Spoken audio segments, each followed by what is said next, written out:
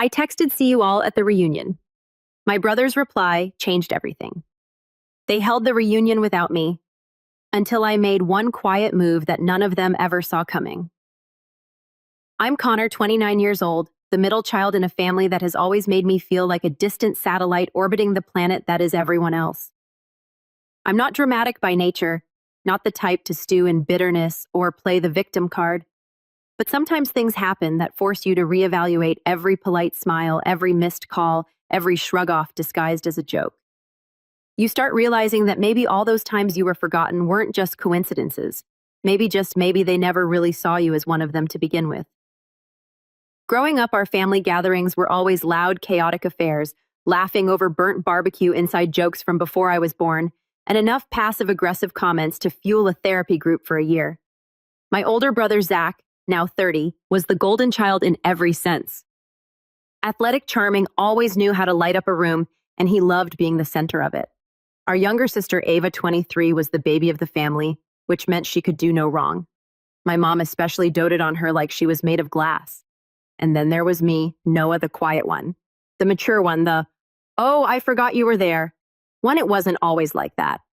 Or maybe it was, and I was just too young to realize. There were good moments, too. I'm not going to sit here and say my childhood was a soap opera from day one.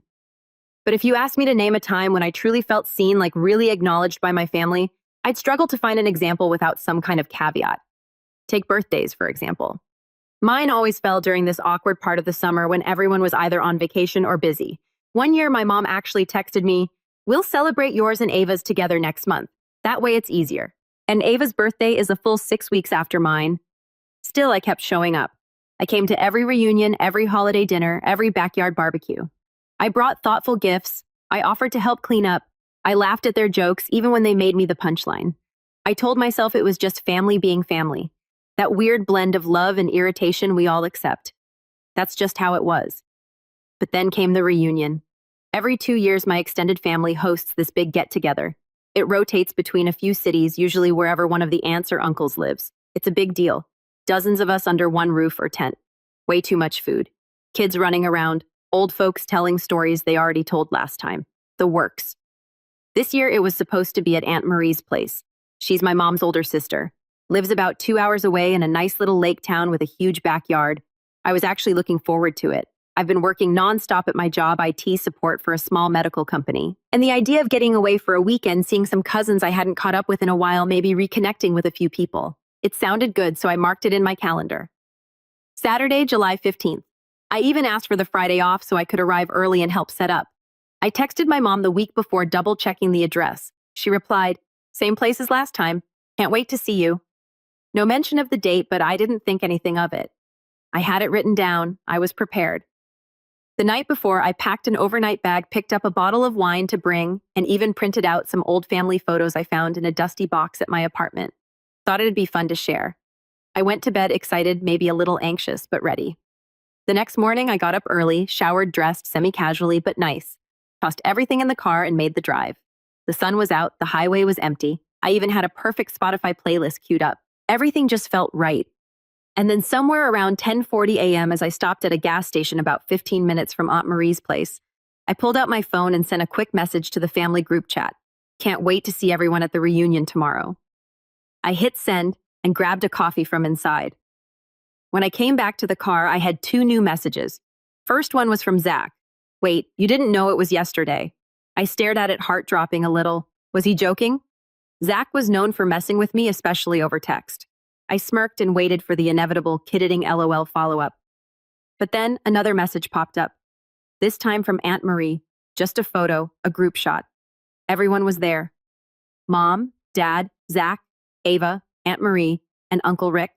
Cousin Jenna with her new baby. Even Grandma June, who rarely left her house anymore. They were all smiling, arms around each other, plastic cups raised like it was the best day ever. Then Zach again replying to my earlier message. "Guess no one told you. LOL. No emojis, no explanation, just that. I just sat there in the parking lot holding my phone like it might burn a hole in my hand. The breeze from the open window suddenly felt sharp. My stomach twisted, not from anger yet, but from that slow creeping realization that maybe this wasn't an accident. I didn't respond. I didn't drive the rest of the way. I turned the car around, went home, and sat in silence for the rest of the day. And that night, I didn't sleep much. I thought about everything: the forgotten birthdays, the dismissive texts, the way they always said I was too sensitive when I called out being left out. And I wondered, did they ever actually care? Or was I just the placeholder in the family photo, the afterthought? By morning, something inside me shifted. I wasn't just sad anymore. I was done. I was done being invisible, done being the one who quietly accepted it all. If they didn't want to include me, fine, but I'd make sure they never forgot me again. And that's when the ideas started to form. At first, it was a flicker. Oh, what if? But the more I thought about it, the more it made sense. If they wanted to pretend I didn't exist, I'd show them exactly what that felt like. I'd play their game. Only this time, I'd be the one making the rules. I didn't respond to Zach's text. Not that day, not the next. I went totally silent, but not out of passivity. I wasn't hurt anymore. I was hollowed out, like something inside me finally snapped. You can only take so much before the final straw breaks you. And for me, it wasn't just that they had the reunion without me. It was the casualness of it all, the flippancy. Guess no one told you, LOL, like it was some joke, like it wasn't a clear, deliberate choice. I replayed the entire timeline in my head obsessively. I texted Mom the week before, asked for the address. She said, same place as last time, and that she couldn't wait to see me. No mention of the date. Zach didn't say anything. Neither did Ava. Not even a, hey, see you tomorrow on Friday night. Just silence. And then that picture. And the more I thought about it, the more I realized it wasn't a mistake. It wasn't forgetfulness. It was a decision. They had made the decision not to tell me. Whether it was out of spite, convenience, or just because they didn't care, I still don't know. But it was a choice. And that choice shattered something I'd been holding on to for years. The hope that one day things would change. That one day I'd matter. The next week was weird, quiet. I didn't reach out to anyone. I didn't reply to texts, even the two-liner Ava sent on Monday. Hey, everything okay? I left it on read. I could feel her hesitation through the screen, like she wasn't sure if she was supposed to care or pretend it didn't happen. No one else followed up. No call from Mom. No, sorry we missed you from Dad. Nothing from the aunts or uncles. That weekend, I got an email from work asking if I'd be willing to pick up some extra hours. I said yes without even thinking. It felt better to be needed somewhere, even if it was just resetting people's passwords and walking boomers through VPN login. A few days later, I logged onto Facebook. Yeah, I still use it sometimes and saw that Aunt Marie had posted an entire album from the reunion. 53 pictures, everyone smiling, playing cornhole, wearing matching shirts that said Johnson Family Reunion 2025. Still crazy after all these years. Cute, right? Except my name wasn't on the shirt, literally. In one of the pictures, Ava was holding up the back of hers where everyone's names were printed in a big family tree style. My name wasn't there. I actually zoomed in to be sure. Noah was missing. I can't describe the feeling in words. It wasn't just pain. It was something uglier. A mix of humiliation, disbelief, and this horrible sense of finality. Like they'd finally confirmed what I was always too afraid to say out loud. I wasn't part of them. I was out. I didn't know what I did to deserve it. I really didn't. I started doubting myself, questioning every interaction from the past few years. Had I offended someone, missed something? Was I too distant, too reserved? Did they just get tired of pretending to like me? The only person I thought might tell me the truth if I pushed was Ava. We were never especially close, but she was never cruel. She was just passive. She went with the flow, rarely made waves, but maybe she knew something. So I texted her. Hey, be straight with me. Why wasn't I invited? She replied 20 minutes later. I thought you were coming. I assume Mom told you it was on Friday. She said she talked to you. That was a lie. Mom had never said the date. And Ava, she didn't even sound surprised. I didn't reply. That's when I stopped looking for answers because honestly, it didn't matter anymore. They didn't want me there. They didn't accidentally leave me out. They chose to leave me out. And then just when I thought I was processing it all, something else happened that ripped the last piece of duct tape holding me together. My cousin Jenna had a baby shower the next weekend. I wasn't invited. How do I know? Because she posted photos of the party tagging everyone who came. Zach was there. Ava, my mom, dad, even relatives who lived out of state. I wasn't even mentioned. No tag, no invite, not even a text saying, hey, just so you know, it's a small thing, no hard feelings, nothing. The thing is, I'd always gotten along with Jenna. We bonded years ago over our shared love of bad sci-fi movies and argued about whether pineapple belonged on pizza. She used to text me when she had a rough day. I'd even helped her with her resume when she was job hunting. I was the one who fixed her laptop last Christmas, so I sent her a message. Just one line. Did I do something wrong? She read it, didn't reply. That was the moment, the breaking point. I'd spent years telling myself that maybe I wasn't trying hard enough, that if I just reached out more, showed up more, made myself more visible, they'd see me. But I had been trying, and they saw me. They just didn't care.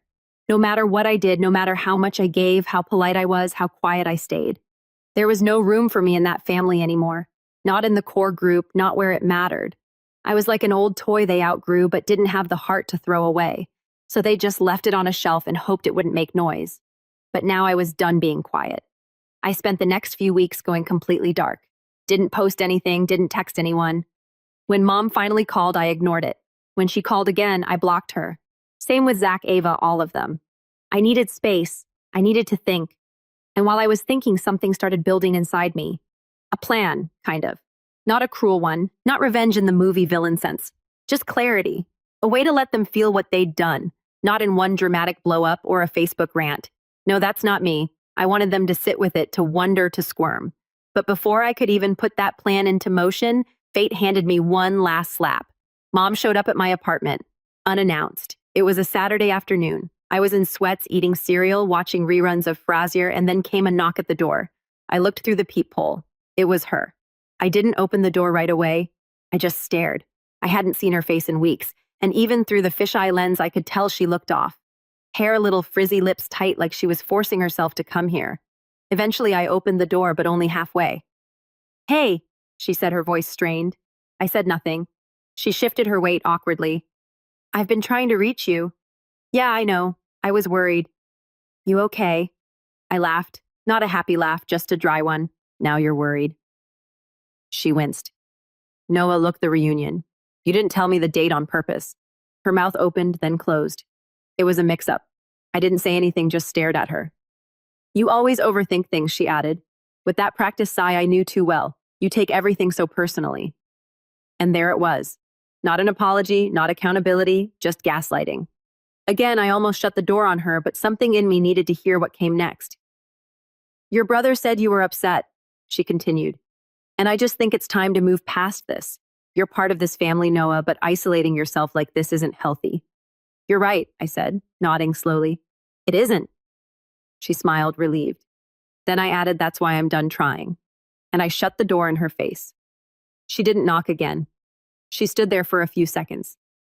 Then I heard her footsteps walking away. And inside I felt calm, not angry, not sad, just focused. Because now I wasn't just reacting. Now I was planning.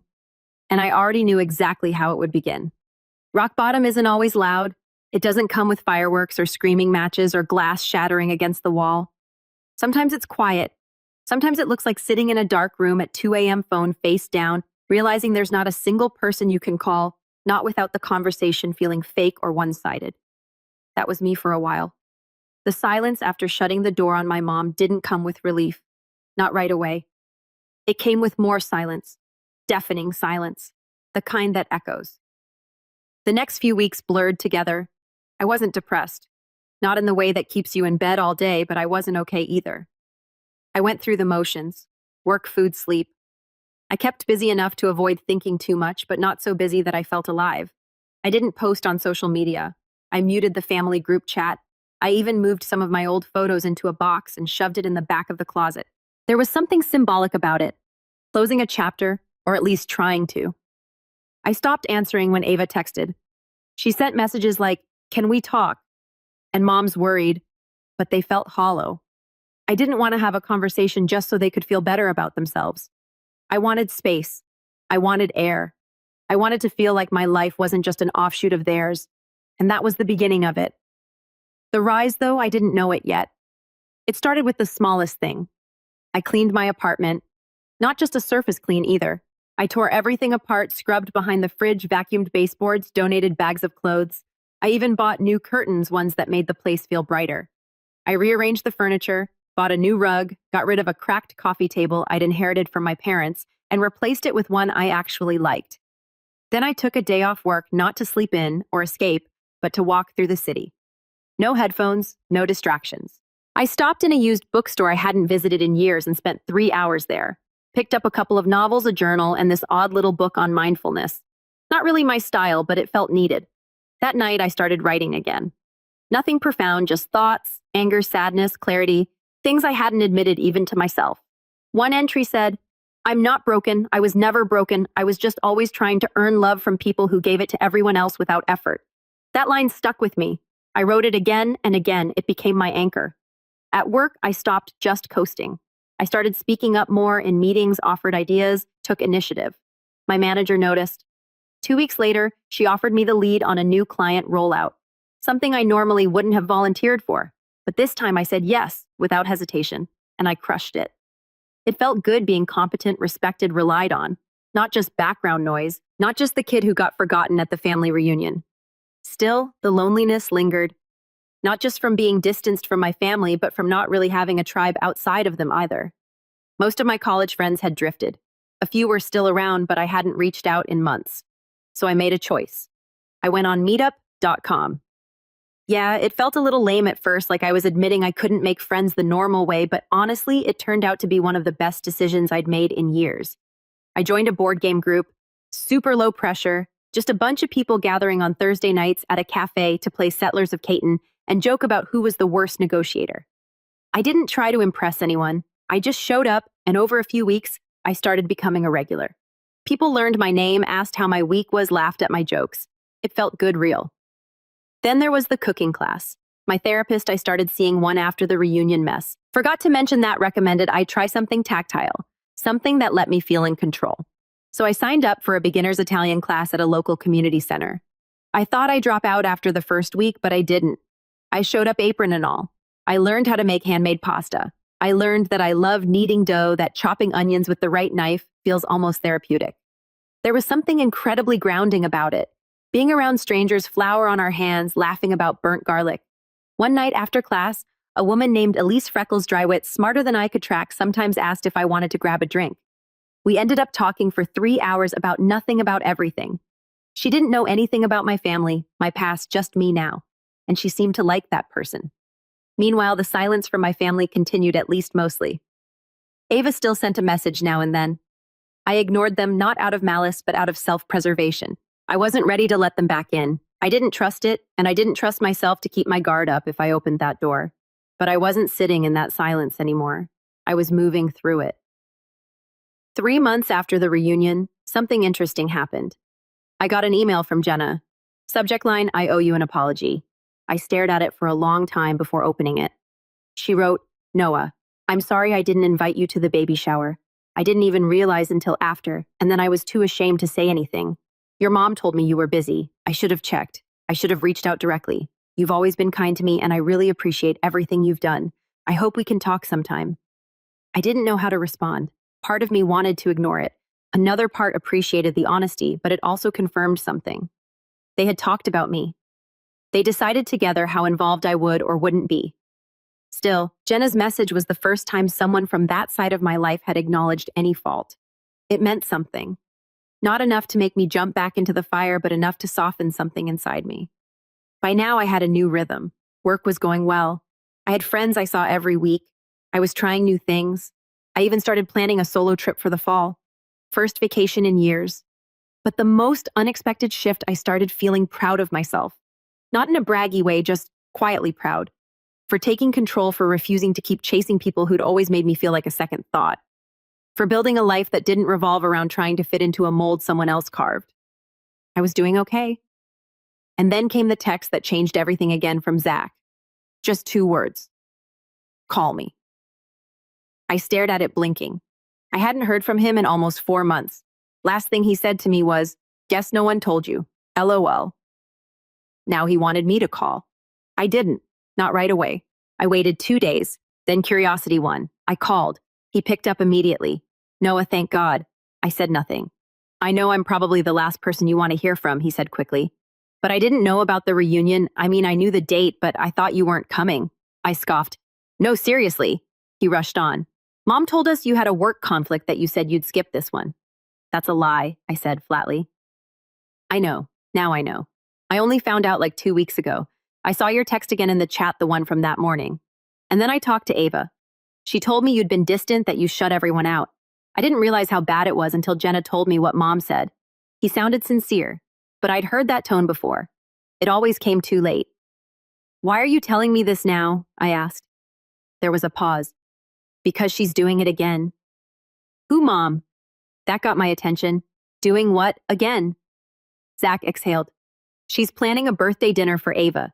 Said she invited the whole family. But when I asked if you were coming, she said, let's not make it awkward. I asked what she meant. She said you weren't in a place to be around family right now, like you were unstable or something. My jaw clenched. She made it sound like it was your choice. Zach continued that you asked to be excluded. I didn't want to believe it. So I'm calling you. I didn't speak. Noah, he said, voice quieter. She's rewriting the story again, and no one's pushing back. A long silence followed. Finally, I asked, why are you? He hesitated. Because I was a jerk, he said. And I hate admitting that. But I think I just let Mom lead the narrative for too long. And I'm starting to realize how many people she's hurt by doing that. I leaned back in my chair, heart thudding. I didn't know what to say. I'm not asking you to forgive her, Zach added. But I thought you deserved to know what's happening before it happens again. And just like that, the final piece clicked into place. They hadn't just excluded me. They were rewriting me, erasing me from the story, one event at a time. And if I let it go any further, there'd be nothing left to salvage, not even the truth. That was the moment I knew it was time to stop rising quietly. It was time to let them feel everything they tried to bury. But not with anger, with something far more powerful. I didn't respond right away.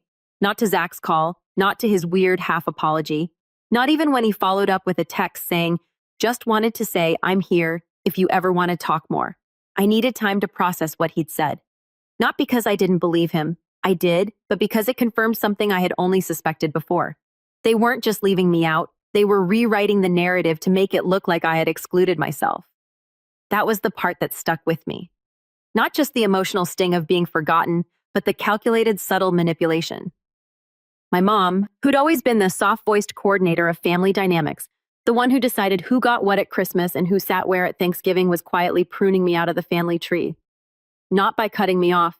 No, that would have made her look bad. She was doing something worse. She was making it look like I left on my own. That's what made my hands start to shake with a different kind of energy. Not sadness, not even rage. It was purpose. You see, my mom's power didn't come from being loud. It came from image control. She ran the family like a publicist runs a client. Curated, polished, always just the right amount of emotional appeal. She posted birthday collages with perfectly worded captions. She knew which cousin needed a little extra mom time and which aunt to flatter to keep the peace. And everyone trusted her version of events until now. Because here's the thing she never expected. I kept receipts, old texts, calendar invites, photos, messages, audio notes. Every time I was told a different date or told we'll celebrate you next time or promised I'd be included but wasn't, I'd saved it. Not out of paranoia, just habit. I was the techie one after all. I didn't even know I was building a timeline of my own eraser. But now that timeline had value and I wasn't going to waste it. That night, I pulled out my old laptop, my non-work one, and started building a folder labeled Family Record. Inside it, I organized everything: screenshots of text conversations, photos with me, cropped out messages from cousins apologizing too late, even audio from an old family call where Mom said, "Let's keep it small this year. Noah doesn't like crowds." Which I remembered clearly because I'd offered to host that year. It was all there. By midnight, I had over 50 files. By the end of the week, over 100. But I didn't want to just dump it all in a dramatic email and call it a day. That would be satisfying for 5 minutes. But then it would vanish into the noise of family drama. No, I wanted this to land. I wanted it to stick, to simmer, to expose the cracks she'd tried so hard to paper over. So I asked myself, what did my mom fear most? The answer was obvious. Public exposure. Not to the whole world, just to our world. The family, the extended cousins, the church friends, the neighbors who saw her as the sweet, doting matriarch who always brought the best casserole. And so the plan began. The opportunity came sooner than I expected. Zach texted again a few days later. Zach, Ava's birthday dinner is next Saturday at 6 o'clock. She wants you there. I mean that. I stared at it, heart thumping. Me. Does Mom know you're inviting me, Zach? She's not inviting you. Oh, is. It's at a restaurant, not Mom's house, so technically she can't stop you from coming. I didn't reply right away. I needed to be strategic. I spent the next 4 days gathering the final pieces. I called Jenna and asked if she'd be willing to talk. To my surprise, she was not only willing, she was ready. I've been uncomfortable about what happened all year, she admitted. I've just been afraid to say anything. You know how it goes. Speak up and suddenly you're the dramatic one. I don't want drama, I told her. I just want the truth to be seen. Well, she said after a pause, tell me how I can help. And just like that, I had my first ally. Next was Ava. I broke the silence and texted her. Me, heard about your dinner. You actually want me there? She replied almost instantly. Ava, yes.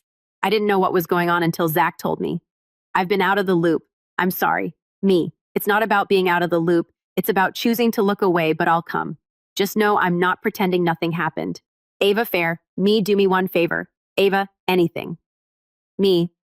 Please don't tell Mom I'm coming, she replied with a single thumbs up. Now came the real prep.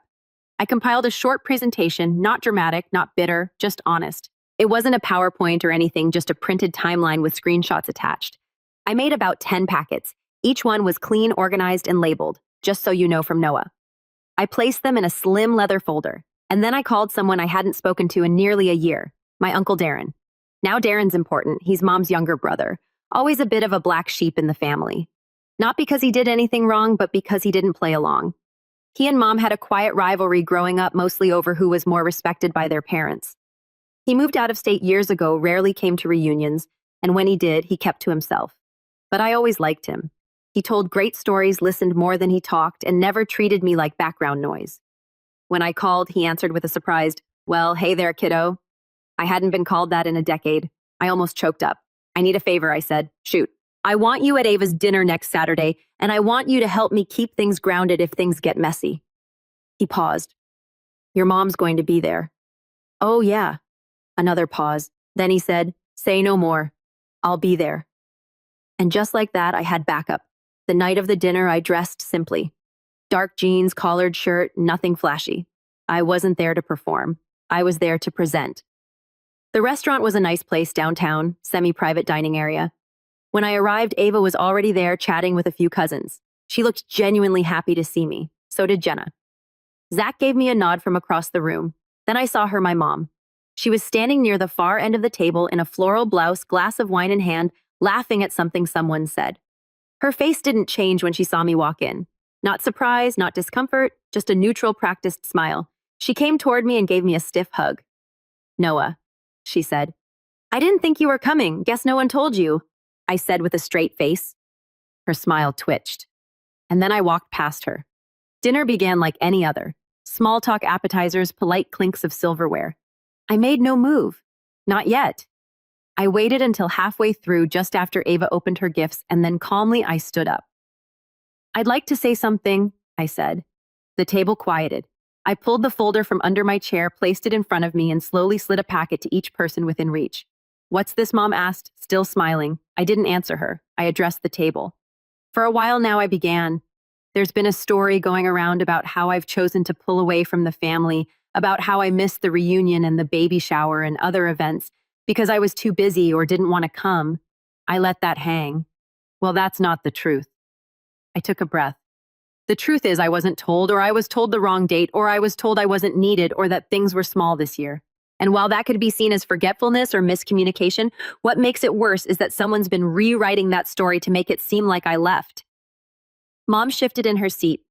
These packets, I continued, contain receipts, dates, screenshots, conversations. I'm not sharing them to embarrass anyone. I'm sharing them so you can see what actually happened because I'm tired of being erased. Silence. Not the awkward kind, the heavy kind. I've spent years trying to be part of this family, I added. And I realized recently I don't need to try. I just need to be treated like I belong. And if I'm not, then at least let me be excluded honestly, not behind a lie. I sat down and waited. My mom's hand was frozen on her wine glass. Her eyes flicked through the packet in front of her. So did others. Zach looked stunned. Jenna was already nodding. And Uncle Darren. He smiled, not a big grin, just the knowing, quiet smile of someone who'd seen this coming for years and was finally watching the truth find its way to the surface. No one said anything right away. But I didn't need them to because for the first time in my life, I wasn't invisible anymore. But this was just the beginning. The silence after I finished speaking at Ava's birthday dinner was heavy but not hostile. It was the kind of silence that hangs in the air when people don't know whether to look at you or look at the person sitting next to them. Some eyes darted toward my mom. Others lowered to the packets on the table. I didn't say anything else. I didn't need to. And that was the power of it. For once, I hadn't raised my voice. I hadn't begged to be included. I hadn't tried to defend myself with emotion or desperation. I had just told the truth clearly, calmly, and with receipts. The dinner ended awkwardly. A few people whispered their goodbyes. Some hugged Ava. Others made excuses to leave early. Uncle Darren patted my shoulder and said, "Proud of you. That meant more than I expected." Zach didn't say much, but he nodded at me like he finally understood the full weight of everything I'd been carrying. But Mom didn't say a word. She left before dessert. The fallout started small, subtle. The first ripple came from Aunt Marie of all people. She texted me 2 days after the dinner. "Aunt Marie, I had no idea. I'm sorry, Noah. I should have asked more questions instead of just trusting what I was told." She wasn't dramatic about it, but it was enough. Enough to confirm what I suspected. She'd been complicit, yes, but passively like so many others. They just went along with the narrative, but now the narrative had cracks. A few days after that, I noticed I'd been unblocked on Facebook. By Jenna then, by 2 cousins who hadn't spoken to me in over a year. No messages, not yet. But the gesture was there. But the real blowback hit when my mom tried to do damage control and failed. She posted a carefully worded status on Facebook. Families go through things, misunderstandings happen. Sometimes people misinterpret boundaries or mistakes, but at the end of the day, love wins. Always. Subtle, right? But I wasn't subtle anymore. I didn't reply publicly.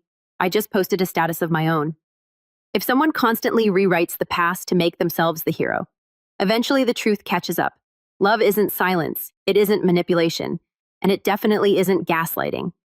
I didn't name names. I didn't have to. The comments rolled in. Supportive, curious, some vague well wishes from people who knew something was up but weren't sure what.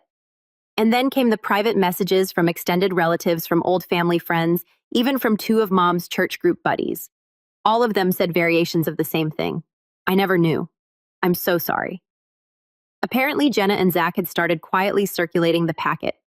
Not in a messy way, just a few people who asked what had happened. And Jenna said, "Read this, then let's talk." That was the genius of it. I didn't have to go viral. I just had to tell the truth and let it echo. It was like water seeping through foundation cracks. Slow at first, but relentless. And once it started, you couldn't ignore the leak. Then the final piece fell into place. Church. Now I don't attend regularly, but my parents do. They're practically royalty at the local congregation, or were. My mom led the women's retreat committee. My dad ran parking coordination. They were known as the solid ones, the dependable couple, always present, always involved, until people started asking why their middle son wasn't at last year's holiday service, or the Christmas Eve dinner, or the Easter brunch. And when they asked Mom, her response apparently was something along the lines of, "Noah is on a journey, we're praying for him." That alone didn't raise alarms. But when the packet started surfacing in group chats and email threads, everything changed. I got a call from Pastor Greg. We hadn't spoken in years. He used to be my youth pastor. He sounded nervous. "Noah," he said, "I just wanted to say I had no idea. I'm sorry for any role I played in not checking in. I wish I had." That call stunned me. Not because of what he said, but because he knew. Somehow it had reached him. That's when I realized this wasn't about revenge anymore. This was about reality asserting itself.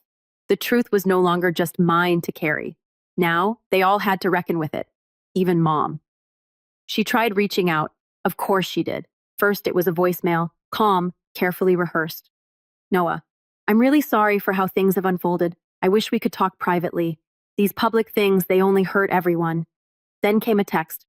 "Can we have dinner? Just the 2 of us." I didn't respond. Then another. "I think we both said things we didn't mean." That made me laugh.